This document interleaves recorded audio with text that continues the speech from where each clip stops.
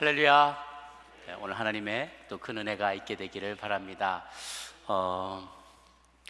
우리가 지난주에 참 마음을 따뜻하게 하는 다윗의 이야기를 저희가 함께 묵상을 했죠. 무비보셋, 살아남은 요나단의 유일한 피부치, 다리 절름발이가 되어서 기어 다닐 수밖에 없는 인생, 죽은 개와 같다고 스스로 생각했던 무비보셋을 따뜻하게 안아주고 자기의 밥상에서 평생을 먹게 해주는 특별한 대우를 해주면서 그의 옛 친구와의 우정을 지켰고, 우정 어린 약속을 지켜주었고, 그의 자존감을 높이 세워주었던 아주 멋진 그리고 선왕의 그러한 모습을 우리는 목격했습니다. 그런데 오늘 10장 비슷한 이야기가 또 친절을 베풀는 다윗이 또한 이웃들에게, 다른 왕들과 그들 후손에게 친절을 베풀려고 시도하는 그런 모습이 계속 나오는데요, 11장에 넘어가면 완전히 상황이 반대의 상황이 전개됩니다. 이 사람이 바로 앞에 있었던 그 장의 그 왕이 맞나 싶을 정도로 급격한 변화를 맞게 됩니다. 어쩌면 이 11장에 전개되는 이 내용은 다윗 평생에 감추고 싶은 이야기, 다시는 생각하고 싶지 않은 이야기, 가장 어두운 터널의 이야기, 흑역사라고도 할 수 있는 이야기가 오늘 11장에 전개가 됩니다. 성경 속에 많은 위인과 영웅들이 나오는데요, 그 중에 실패하고 또 하나님 앞에서 범죄하는 이게 타락한 영웅의 이야기들이 많이 나와요. 그 영웅들의 3분의 2는 그의 인생의 후반의 3분의 1에 타락한 걸로 나옵니다. 통계적으로 봤을 때요. 그러니까 액티브하게 하나님의 뜻을 행하는 영웅으로서요, 하나님의 종으로서의 모습을 막 보일 때는 정말 쌩쌩해요. 하나님 말씀을 잘 듣고 잘 순종합니다. 그러다가 쭉 지나가서, 그러니까 인생의 한 3분의 2 지점을 지나게 되면, 인생의 한 3분의 2 지점에 되면 이 타락한 사람들이 한 3분의 2가 그 3분의 2 지점쯤 돼서 다 타락하더라는 거예요. 그때 되면 이미 성공했어요. 하나님 뜻도 다 이루었고, 이제 충성된 종이라는 칭찬도 듣고, 명예도 얻고, 삶도 넉넉해지고 여유로워집니다. 그런데 대부분 그때 걸려 넘어지더라는 거예요. 내가 90 정도로 생각하면 60, 100세 정도 생각하면 70, 60 몇 세 되는, 그러니까 50대, 60대 요 너머에서 다 걸려 넘어지더라는 거예요. 왜? 다 이뤘다고 생각해요. 내가 하나님하고 동행한 시간이 제가 짬밥이 몇인데요, 내가 30년, 40년, 50년 동행해서 이런 거 끄떡없어요 라고 생각하는 그 순간 걸려 넘어지더라는 거예요. 다윗이 그와 같았어요. 지금 다윗의 나이가 50대에 접어들었는데요, 이때 걸려 넘어지게 되는 어떤 범죄의 영역들이 있던 것이죠. 오늘 저희가 영화나 드라마를 볼 때 제일 안타까운 게, 내가 최애 캐릭터, 내가 가장 아끼는 캐릭터가, 보통은 드라마에서 막 어려움도 당하고 그러지만 그 캐릭터의 일관성을 유지하잖아요. 착한 사람이면 끝까지 착하고, 악한 사람이면 끝까지 악하고. 그런데 내가 아끼는 이 착하고 선하고 정의로운 캐릭터가 끝까지 잘 그 캐릭터를 유지하고 나중에 승리하고 딱 하고 대단원의 막을 내리면 너무 좋겠는데, 그 주인공이 타락할 때, 그 주인공이 죽을 때 얼마나 가슴이 아픕니까? 오늘 본문이 딱 그거예요. 내가 아끼던, 우리가 아끼던, 하나님이 너무 아끼시던 하나님의 마음에 합한 종인 다윗이 타락해요. 직하로 타락하는 그런 모습을 보는 것은 너무나 고통스럽고 안타까운 일이죠. 그러나 감사한 것은 성경이 그러한 이야기를 전혀 숨기지 않는다는 거예요.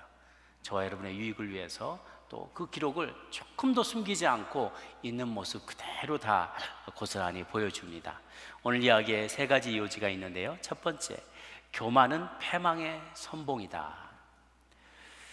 봄철이 돌아왔습니다. 우리 표현에는 그 해가 돌아와 라고 되어 있지만, 영어 표현에 in the spring, 봄이 되었다 라고 합니다. 봄이 되면 왕들이 출전할 때가 되었다. 무슨 말인가? 이 봄이 보통 10월부터 3월 정도까지 우기예요. 겨울이 우기고, 봄 지나면서 여름, 가을, 초까지가 건기입니다. 우기 때는 칠퍽칠퍽하니까 말도 못 나가고 전차도 못 나가고 싸움을 제대로 싸울 수가 없어요.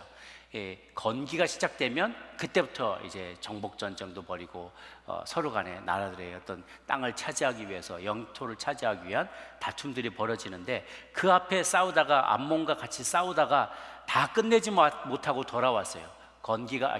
우기가 시작됐기 때문에. 그래서 이제 봄이 되어서 왕이 출전할 때가 되었는데 왕이 출전하지 않고 궁궐에 머물러 있었다는 거예요. 오늘날의 현대전에서는 사령관이나 최고 국군 통수권자들은 주로 이제 본부에 있습니다. 예전에 뭐 오바마 대통령이 오사마 빈 라덴을 체포할 때, 처단할 때 막 거기 가서 뭐 중동에 가서 싸우고 그러지 않았어요. 백악관 그 시츄에이션 룸에 상황실에 딱 앉아가지고 옆에 국방부 장관 뭐 이런 별들하고 같이 나라 앉아가지고 계속 실시간으로 뭐 바디캠 이런 거, 위성 촬영한 그 이미지 이런 거 보고 가지고 실시간으로 명령을 내리잖아요. 이라크 전쟁이나 뭐 아프가니스탄 전쟁이 있을 때도 뭐 대통령이 가거나 장군이 막 앞장서서 나를 따르라 하고 이렇게 싸우지 않는다고요. 현대전은 이제 앞에서 멀리 떨어져서 드론으로 하고 그렇게 합니다. 그러나 고대 세계의 전쟁은 달랐어요. 왕들이 전쟁터에서 가장 앞장서서 본을 보여야만 했습니다. 왕이나 총사령관은 전쟁에 앞서서 말을 타고요, 진영의 이쪽 끝에서부터 저쪽 끝까지 막 말을 타고 다니면서 내 말을 들으시오. 그러면 이제 뭐 마이크가 있겠습니까? 뭐가 있겠어? 생목소리로 그 얘기를 다 해야 되잖아요. 글라디에이터 같은 영화 보면 막시머스 장군이 그 게르만족을 치기 전에 쫙 두꺼운 토록 같은 거 입고 다니면서 저들에게 본때를 보여줘야 된다 그러면서 쭉 나와 같이 용감하게 죽자. 죽으면 바랄라에 가서 그들이 믿는 천국이 바랄라에 가서 우리 다 같이 술 마시며 즐길 것이다. 믿습니까? 그러면 그럼 막 창을 들고 막 이게 용기를 북돋아 주는 거죠. 이 영화 브레이브하트에 보면 브레이브하트에 그 윌리엄 월레스의 역할을 하는 멜 깁슨이 그 앞에 막 이렇게 얼굴에다 막 칠하고서는 그 얘기를 합니다. 우리 이게 자유가 아니면 죽음을 달라.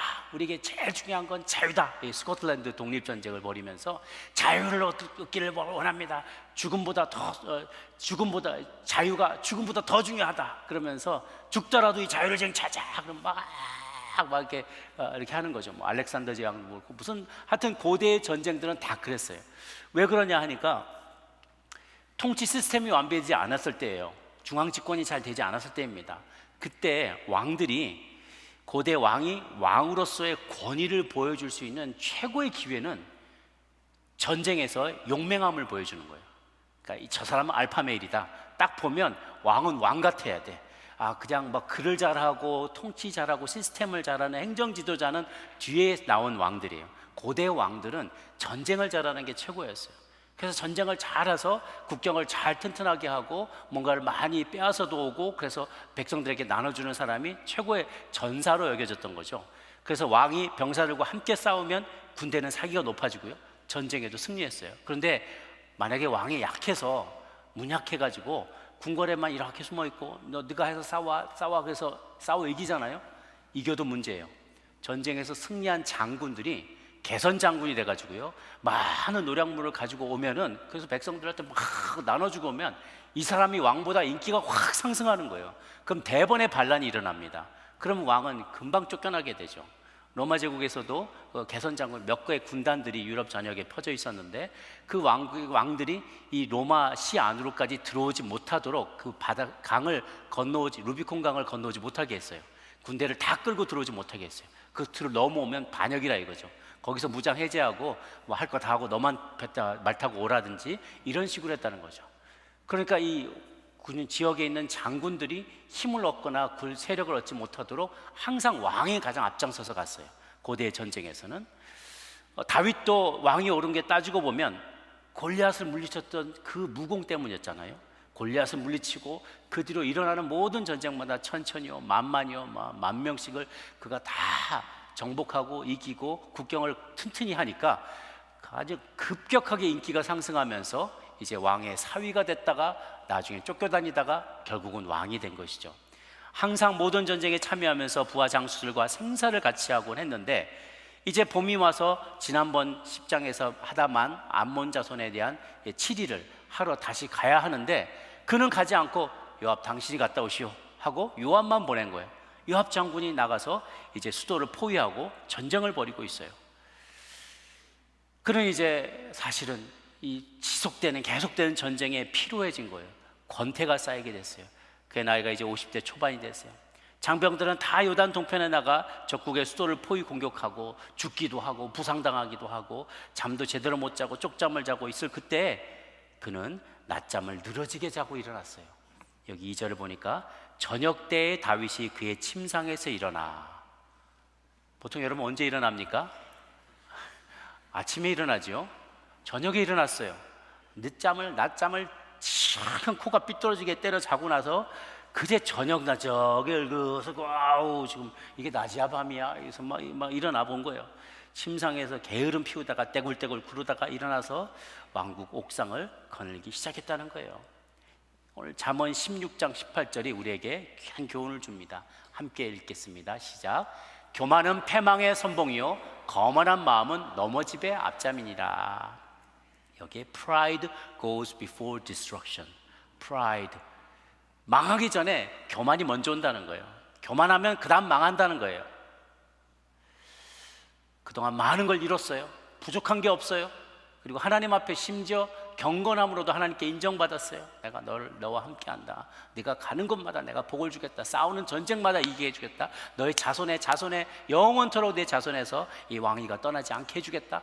온갖 받을 걸 다 받았어요. 인간으로서 누릴 수 있는 모든 부와 권력과 명예와 심지어 하나님의 인정과 영적인 축복까지 다 받았어요. 그러니까 더 이상 바랄 나이가 없는 거예요. 그러니까 그 마음이 교만해진 거예요. 왕이 이렇게 산 위에서 이렇게 보니까 이 왕궁이 위치가 아직은 성전이 안 지어졌죠. 성전터가 맨 위에 있고 바로 그 밑에 왕궁이 있습니다. 왕궁터가 거의 지난 세기에 많이 이렇게 발굴이 됐어요. 그러니까 왕궁터가 이렇게 있고요. 그 밑으로 다 동네가 이제 펼쳐져 있습니다. 딱 보면 성벽도 보이고 마을들도 다 보이고 다 발아래 보여요. 그러니까 그 위에서 얼마나 뿌듯했겠어요. 내가 다 잃었구나. 하나님이 또 같이 하셨고, 야, 내가 좀 앞으로 인생 폈지. 내가 시험 들 일이 뭐가 있겠어? 이런 교만한 마음이 마음속에 슬금 그런 마음이 있었다는 거예요. 언제 제일 바쁠 때 시험 들지 않습니다. 정신없이 전쟁하고 다닐 때, 정신없이 쫓겨다닐 때, 사울에게 쫓겨다니면서 여유롭게 낮잠 늘어지게 잘 수 있을까요? 그리고 막 범죄함에 죄 가운데 빠질 수가 있을까요? 안 그래요. 다 완료가 되고 시간이 남을 때, 여유가 생겼을 때, 모든 것이 넉넉할 때, 부족함이 없을 때, 그때가 죄 짓기 제일 딱 좋은 때예요. 딱 죄 짓기 좋은 시기예요. 나는 절대로 저런 시험 들지 않을 거야. 우리가 그런 얘기 많이 하잖아. 어떻게 사람이 저런 죄를 지을 수가 있어? 나는 죽었다 깨어나도 저런 거 안 지을 거야. 내가 절대 나는 저런 죄악을 짓지 않아 라고 생각하는 바로 그 영역이 우리의 약점이 될 수 있다는 거예요. 어느 누구도 이 본문에 의하면 남녀노소, 많이 가진 자나 적게 가진 자나, 많이 배운 자나 적게 배운 자나, 남자나 여자나 나이와도 상관없이요, 누구나 죄에 빠질 수 있다는 거예요.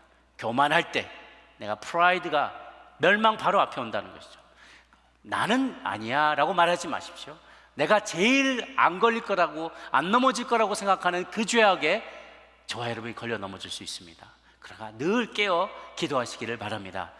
로마서 6장 12, 13절 말씀입니다. 함께 읽겠습니다. 시작. 그러므로 너희는 죄가 너희 죽을 몸을 지배하지 못하게 하여 몸의 사욕에 순종하지 말고, 또한 너희 지체를 불의의 무기로 죄에게 내주지 말고 오직 너희 자신을 죽은 자 가운데서 다시 살아난 자 같이 하나님께 드리며 너희 지체를 의의 무기로 하나님께 드리라. 죽다 살아난 사람처럼 감사한 마음으로 나는 이제 덤으로 얻은 인생입니다, 주님께 끝까지 충성하며 살겠습니다만을, 그 말을 계속 주님 앞에 다짐하면서 마지막까지 주님 앞에 경건하게 살 수 있게 되기를 주님의 이름으로 축복합니다. 교만은 패망의 선봉이다. 두 번째는 유혹은 점진적으로 밀려온다는 것입니다. 2절을 보니까 2절, 3절, 4절의 포인트를 보면요, 저녁 때 다윗이 침상에 올라가 왕궁 옥상에 거닐다가 그곳에서 보니, 봤어요. saw a woman bathing, 목욕하는 걸 본 거예요. 여인이 목욕을 하는데 심히 아름다워 보이지라. 다윗이 사람을 보내 그 여인을 알아보게 했다.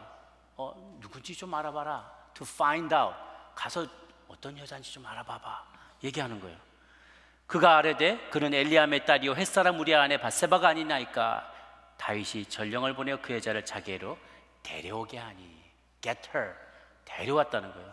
그 여자가 그 부정함 깨끗하였으므로 더불어 동침함에, 여기에 slept with her, 그 여자가 자기 집으로 돌아가니라 라고 했어요. 프로그레시브, 조금씩 그 유혹과 시험들이 진보가 돼요. 진전이 됩니다. 그것을 우리가 보면서 주의해야 돼요. 단계가 있다는 거예요. 어느 날 우리가 큰 죄를 지은 사람은 어느 날 갑자기 오늘부터 오늘 살인해야지, 딱 그런 게 아니에요. 오늘 엄청난 사기쳐야지, 그게 아니었다는 거예요. 이미 그 전부터 전조가 있어 왔다는 것입니다. 마태복음 5장 28절을 같이 한번 볼게요. 시작. 나는 너희에게 이르노니 음욕을 품고 여자를 보는 자마다 마음에 이미 간음하였느니라. 이미 마음을 보면서 이미 음욕을 품게 되었어요. 보는 걸로 돌이킬 수 있었음에도 불구하고 저 왜 저러고 있지? 그냥 보고 말았으면 됐을 거를 보고, 야, 저 여자 누구야? 가서 알아봐. 보냈다는 거예요. 마음으로 상상하고 음욕을 품게 된 거죠. 신원을 알아보니까 자기가 잘 아는 사람이에요. 우리아의 아내예요. 왜냐하면 어떻게 아냐면 그 바세바가 아히도벨의 손녀거든요. 아히도벨은 그의 책사입니다. 그의 아주 아이디어맨이에요. 그 책사니까 늘 같이 상의하고 이러는 사람이라, 뭐 요즘 자식이 아들은 어떻게 지내요? 손주가 이번 혼기가 됐다며, 이번에 누구하고 결혼했다며, 이런 얘기들을 주고받고 하는, 잘 아는 사람이란 말이에요. 한 달이 건너면 다 알아요. 우리아의 아내라는 거죠. 한 남자의 아내인 걸 알았어요. 우리아는 이스라엘 사람이 아니라 가나안 민족 중에 헷 족속, 히타이트 족속인데 가나안 땅에 용병으로도 많이 왔고 가나안 땅에도 이 땅을 차지하고 있었습니다. 그래서 이스라엘 백성이 가나안 땅으로 침공에 들어왔을 때 그들을 쫓아냈던 사람들 중에 부족 중에 하나예요. 그런데 그 중에 어떤 사람들은 여호와 하나님이 그 신앙을 받아들였어요. 우리아가 그런 사람이에요. 그래서 그가 히브리 말이 여호와는 나의 빛이라는 이름이 우리아입니다. 그래서 그는 하나님을 믿는 사람이었고요, 굉장히 용맹스러운 사람이어서 나중에 보면 다윗의 30용사 중에도 이름을 올리게 되고요, 또 얼마나 충성스러운지요, 로얄티가 대단한 사람이었어요. 다윗의 말에만 끝박 죽는, 그냥 그에게 충성을 다 바치는 그런 용맹스러운 장군이었던 거죠. 최정예 30인의 용사에도 선정되었어요. 그가 나중에 이제 아히도벨의 손녀인 밧세바와 결혼하면서 주류 사회에 이제 진입하게 되는 거죠. 또 밧세바의 아버지였던 엘리암 역시 다윗의 용장이었습니다. 그러니까 그 집안 사람을 다 알고 있는 거예요. 다윗은 그런 밧세바의 신원이 그가 누구였는지를 확인했을 때 거기서 멈췄어야만 했습니다. 근데 한 발 더 나가요. 그녀를 데려와라. 데려왔어요. 그리고 한 발 더 나갑니다. 동침하게 되는 거예요. 여러분, 이미 다윗에게는 이때 3명의 아내, 그 왕이 된 이후에 5명의 아내, 총 8명의 아내가 이름이 나오는 사람만 8명입니다. 그 이후에 여러 명의 첩들도 두었어요. 하나님이 그것을 기뻐하지 않으셨습니다. 하나님은 원래 모노가미예요. 한 일부 일처제를 하나님은 동의하시고 인정하세요. 그런데 왕이 되면 꼭 주변 나라 왕들의 그 행태를 따라가는 거예요. 그리고 다윗은 굉장히 문학적인 사람이었고 또 용맹스러운 사람이었고 열정이 많은 사람이었고 기질이 굉장히 그런 부분에서 발달된 사람이기 때문에 풍류를 누리고 또 여행을 좋아하고 이런 것들이 굉장히 연약했던 것 같아요. 특히나 더. 그래서 그가 많은 여인을 두었습니다. 우리가 생각할 때 여자들이 아내가 많으면 거기서 참 만족을 얻겠구나 라고 생각을 할 수 있을지도 모르겠어요. 저도 한 명밖에 없기 때문에 그 기분이 어떤지 잘 몰라요. 그런데 그냥 생각해 볼 때 우리가 그렇잖아요. 여자가 많으면, 아내가 많으면 고민도 많겠지만 여자가 많으면 자기 어떤 욕망을 더 만족시킬 수 있지 않을까. 돈이 많으면 돈이 많으니까 돈 때문에 고민하지는 않겠구나, 돈 때문에 많이 만족스럽겠구나 생각할 수 있지만 정반대라는 거예요. 돈이 많은데 더 걱정이 많이 되고요, 아내가 많은데 더 욕망을 찾아 추구해서 나간다는 거예요. 그게 인간의 본성이에요. 많아도 그 뭔가에 우리가 탐닉되면, 중독되면 그걸 얼마큼만 먹고 마시고 누리면 만족스러워질 것 같잖아요. 절대 그렇지 않아요.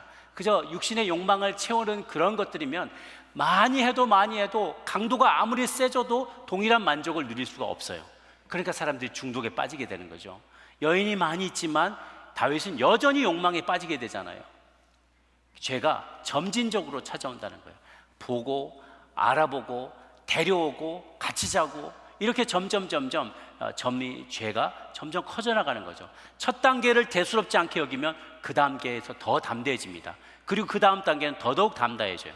전에는 바늘만 하나 훔치는데 이거 누가 보면 어떡하나 하다가 찔리고 막 이렇게 바늘만 하나 훔쳐도 막 두근두근 했는데 나중에 소도 야 이거 원래 내 거야 그러면서 천연덕스럽게 소도둑질이 하는 거죠. 바늘도둑이 소도둑이 되는 거예요. 그렇게 쉽게. 사람들은 맡은 일이 치열하고 스트레스를 많이 받는 이 직업에 있는 사람일수록요, 그 스트레스를 건강하게 건전하게 푸는 방법을 잘 마스터를 해야 합니다. 제가 중독에 대해서 강의를 듣다가 깜짝 놀란 사실이 있는데요, 주로 사자 돌림의 직업이 있거나 어떤 전문직에 종사하는 사람들일수록 중독에 굉장히 많이 빠진다 그래요. 왜냐하면 어떠한 크레딧을 얻어야 되고 자격증도 얻어야 되고 학위도 받아야 되고 그런 것들을 하기 위해서는 그 마지막 통과하는 과정이 너무 힘든 거예요. 또 너무 스트레스를 받는 거예요. 그래서 그 과정 중에 중독에 빠지는 경우들이 많이 있대요. 그래서 의사가 되기 위해서, 변호사가 되기 위해서, 교수가 되기 위해서, 혹은 목사가 되기 위해서, 심지어 마지막으로 뭐 논문 쓰고 인터넷 하고 뭐 수습하고 방송에서 수습하고 그러면서 인턴으로 일하고 날밤 새고 이러는 가운데 너무나 스트레스가 많으니까 그 방편으로 일탈을 선택하게 된다는 거예요. 알코올 중독에 빠지거나 마약 중독, 성 중독, 도박 중독, 게임 중독, 많은 중독들에 빠지게 돼요. 그래서 우리가 좋은 방법은요, 그냥 피해라, 싸워라 라고만 말하면 이게 참 현실적이지 않습니다. 우리가 어떤 방법을 쓰면 좋으냐면, 배고파 죽겠는데 저거 먹지 마라고 말하면 안 먹혀요. 좋은 것으로 배불리 먹일 수 있도록 해야 돼요. 그 뭐냐? 좋은 것으로 나를 채우는 것이죠. 우리 신앙생활 안에서는 계속 말씀 읽고 믿음의 공동체와 같이 교제하고 예배드리고 또 경건한 사람들과 같이 건전한 취미생활, 건전한 레저 생활을 하는 거예요.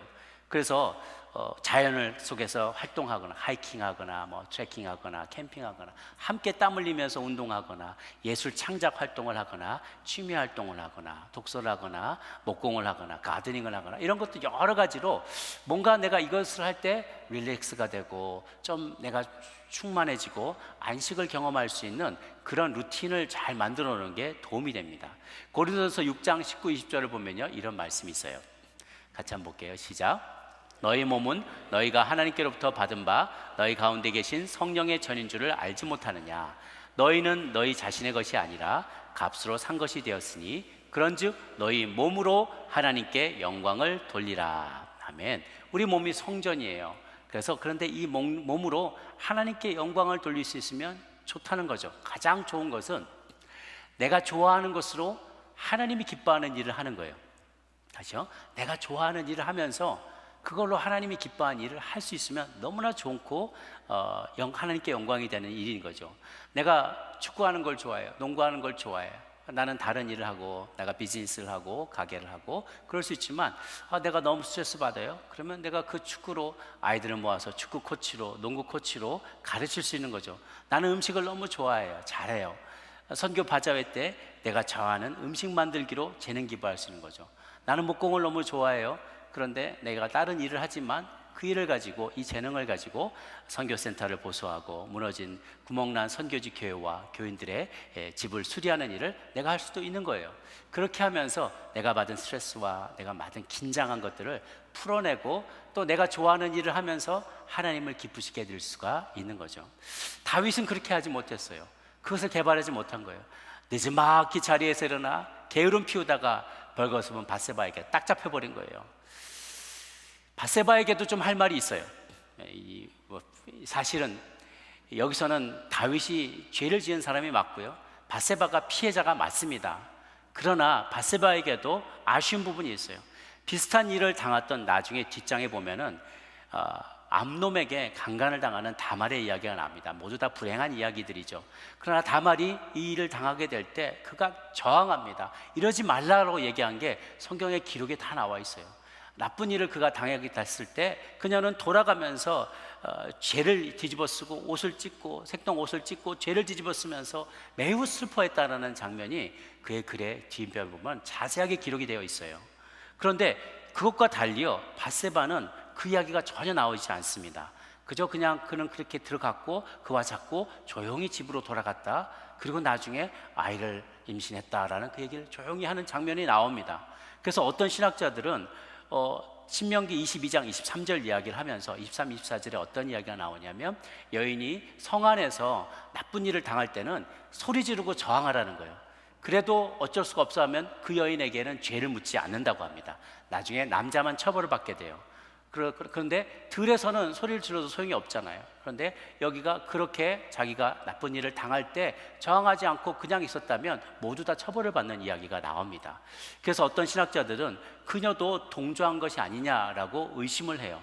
또 어떤 이들은 반대로 이야기합니다. 아니, 그렇게 강력한 모든 걸 갖고 있는 왕 앞에서 누가 소리 지르고 누가 저항할 수 있겠냐, 이거는 당신이 그 자리 입장에 있어 보이지 않았기 때문에 모르는 일이다, 예단하지 말아라, 그렇게 이야기하기도 합니다. 어쨌든지 간에 저는 하나님은 다윗 왕의 마음의 중심을 보셨고, 그리고 밧세바의 마음의 중심도 다 보고 아셨다고 저는 믿어요. 누가 죄를 지었고 누가 피해자고 누가 가해자였든지 상관없이 우리는 모두 다 죄에 대해서 핑계대고 싶어요. 우리 다시는 다 어떤 간의 이유를 대고 싶어요. 나는 술 취했고 나는 위로가 필요했습니다. 저 여자가 나를 유혹했어요. 내 남편이 나에게 충분히 사랑을 주지 않았어요. 나는 너무 외로웠어요. 우리는 다 이런저런 핑계를 대면서 우리가 지은 죄를 합리화시키려고 합니다.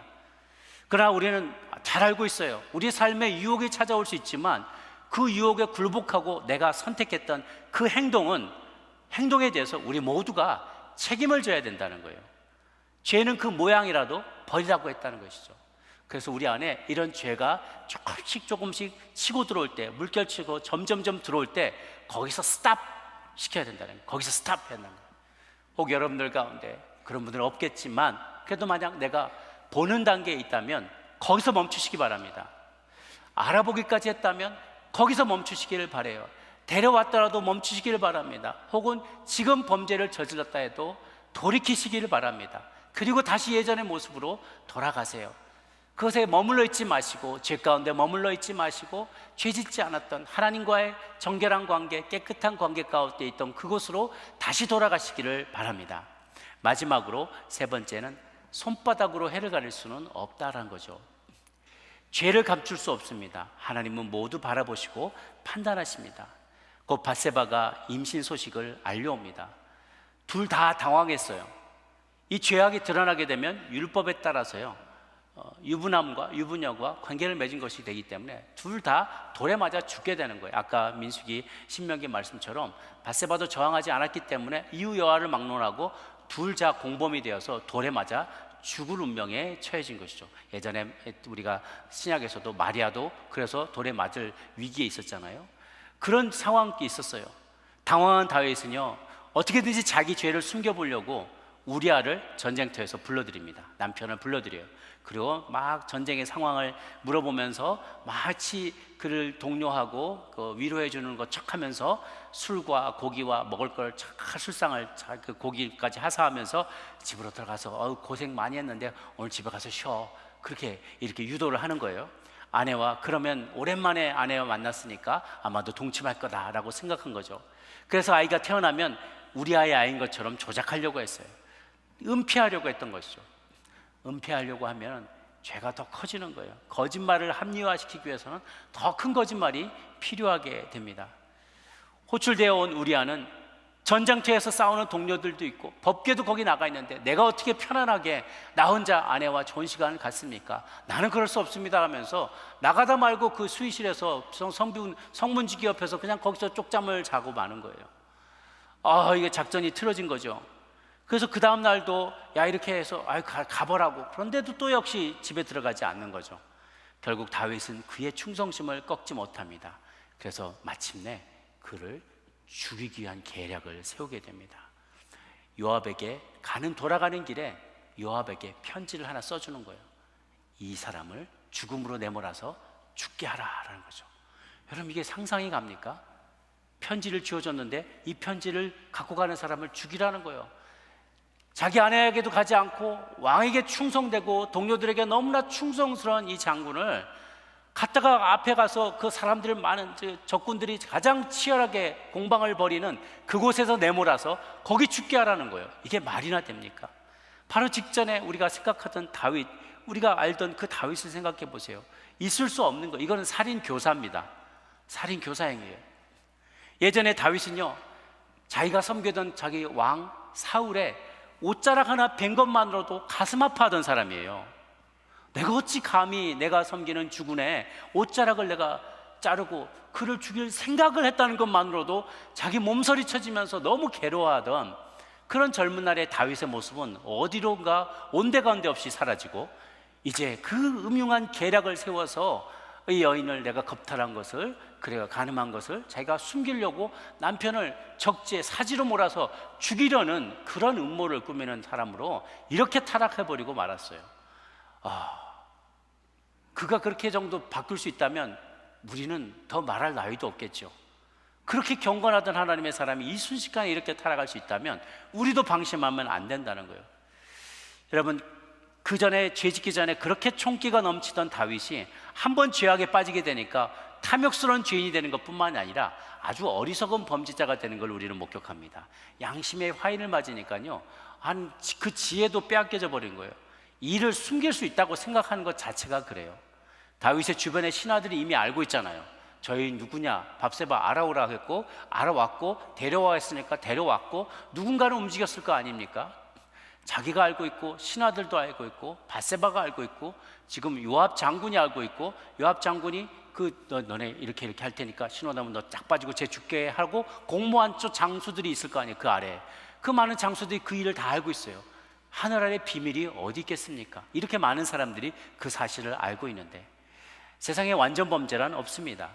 죄를 덮기에 급급한 사람은 조금만 머리를 쓰면 죄를 숨길 수 있고, 사람들을 속일 수 있고, 하나님을 속일 수 있을 거라고 생각하지만 천만의 말씀이에요. 우리는 무의식적으로 여기저기 흔적을 남기며 실수하게 됩니다.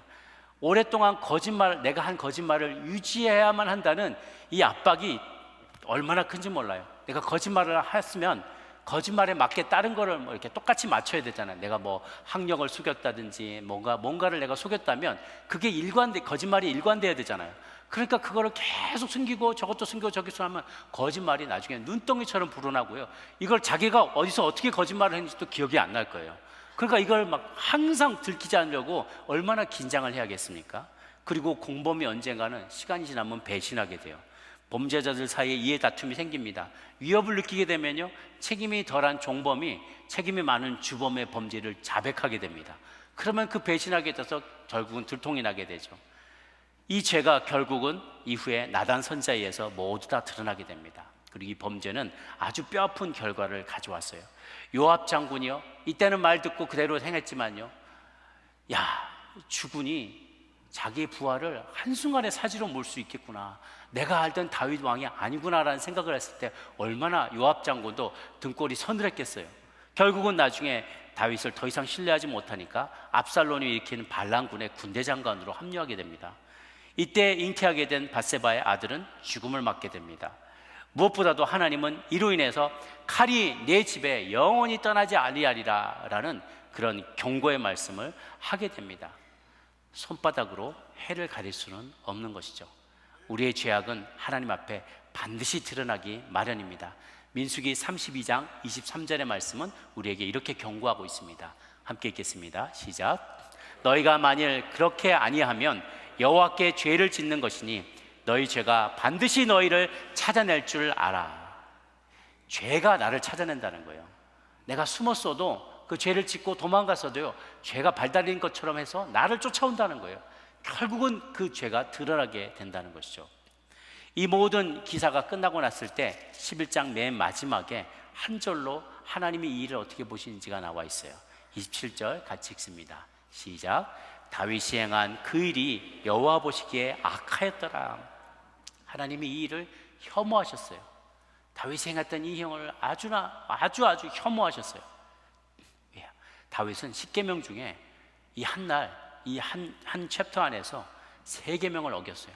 6계명 살인하지 말라, 7계명 간음하지 말라, 10계명 남의 소유를 탐내지 말라, 남의 아내도 탐내지 말라. 10개 중에 3개 계명을 한꺼번에 어긴 거예요. 우리 여러분의 3개 한꺼번에 어긴 분 있나요? 살인하지 말라 해보신 분 계세요? 살인해본 3개나 어긴다는 거는, 이거는 어마어마한 범죄 행위입니다.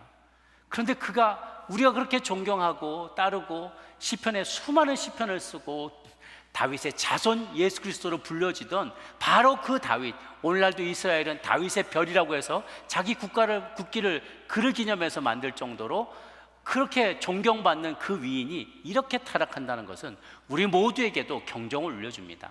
우리도 그에 못지 않다는 거예요. 우리는 이거보다 얼마든지 더 쉽게 무너질 수 있다는 것입니다. 전도서 12장 14절 말씀을 기억하십시다. 시작. 하나님은 모든 행위와 모든 은밀한 일을 선악간에 심판하시라. 하나님이 보고 계십니다. 사람은 보지 못할 수 있고 사람은 속일 수 있습니다. 그러나 하나님은 보고 계십니다. 그래서 늘 하나님 앞에서 코람데오, 하나님이 보고 계시다, 하나님 보고 계시다, 그 생각을 할 때 우리는 조금이라도 더 옷깃을 여미게 되고, 조금이라도 말로 실수하고 싶을 때, 눈으로 내가 죄 짓고 싶을 때, 생각으로, 마음으로, 몸으로 죄 지으려고 할 때마다 멈춰서게 되고 하나님을 의식하게 되는 것이죠. 말씀을 정리합니다. 교만하고 방심한 순간 우리는 반드시 넘어지게 됩니다. 내가 20년, 30년, 40년 아무리 내가 안수를 받고 장로님이 되고 목회자가 된다 할지라도 예외가 없습니다. 아무리 신앙생활을 오래 했어도 우리는 넘어질 수 있습니다. 방심하지 마십시다. 교만은 패망의 선봉입니다. 죄는 처음부터 큰 죄를 짓지 못합니다. 점점 작은 죄가 커져갑니다. 더 큰 죄로 나가기 전에 지금 멈추십시오. 큰 죄를 지었더라 하더라도 지금 회개하고 돌이키십시오. 나의 죄는 숨길 수 없습니다. 언젠가 하나님 앞에 드러납니다. 사람들 앞에도 드러나게 됩니다. 그때 수치를 당하게 됩니다. 그런 일이 없도록 늘 하나님 앞에서, 사람 앞에서 정직하게 내가 말한 대로 행동하고 주님 앞에 서원한 대로 지키고 행동하는 저희 모두가 될 수 있기를 주님의 이름으로 축복합니다. 기도하겠습니다.